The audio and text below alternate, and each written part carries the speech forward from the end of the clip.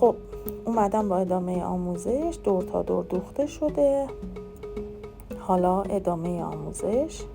سوزن و نخ رو آماده کردم، موم کشیدم، ترش رو یه گره زدم. از لای کریستال ها، بین کریستال ها سوزنم رو بیرون میارم و 2 تا مخروطی سر میندازم و میدوزم به صورت کاملا مستقیم و عمود. میرم داخل پارچه به این شکل که میبینید. من اینجا خطای راهنمای بلند دارم. این خطای راهنما یعنی که شما اینجا باید چشمی یا مخروطی بلندتون رو بدوزین. 1 دونه مخروطی داریم و 1 دونه گرد سر میندازیم و میدوزیم.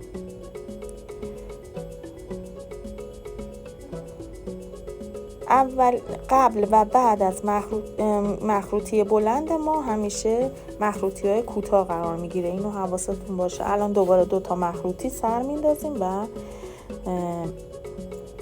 دوخت میکنیم. حالا اینجا باز فرق میکنه. 1 دونه اشک داریم و 1 دونه کریستال سایز 3. به این صورت داخل سوزن میندازیم و مستقیم و عمود با نیم میل فاصله میریم داخل پارچه و از همونجا بین 2 تا کریستال مشکی بعدی میایم بیرون برای دوخت رجه بعدیمون و دونه بعدیمون. 2 تا کریستال مخروطی و باز دوخت میشه. حالا اینجا یکم تفاوت داره. باز ما 1 دونه گرد داریم، 1 دونه اشک داریم و 1 دونه گرد، یعنی 3 متریال میشه. اینجا داخل نخ و سوزن میکنیم و میریم داخل پارچه و از بعدی میایم بیرون که بعدی ما 2 تا مخروطی میشه که دوخت میشه به پارچه. بین 2 تا مخروطی ها همیشه یه اشک و یه گرده. 1 دونه اشک، 1 دونه کریستال گرد میندازیم و میریم داخل پارچه به صورت عمود و مستقیم. یه کمی نخ و سوزنم زیادی اومده پایین. اینجا یکم برم بالاتر و دوباره دوختش میکنم به پارچه. بعد دوباره اینجا کریستال مخروطیمون رو میندازیم به این شکل که ملاحظه میکنیم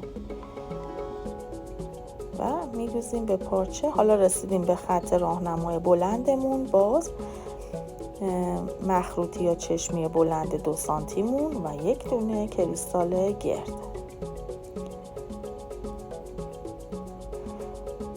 به این شکل که ملاحظه کردیم. حالا از اینجا به بعد همش تکرار همین یک ردیف دوخته. یعنی شما این علامت ها رو میزنید بین هر 2 تا کریستال چشمی 2 سانتی ما 7 تا خونه است که باید طبق آموزشی که بهتون دادم این 7 تا خونه رو که علامت های ریز زدم پر کنید. حالا من بقیهش رو دوخت میکنم. در انتها تکمیل شده کار رو خدمتتون نشون میدم.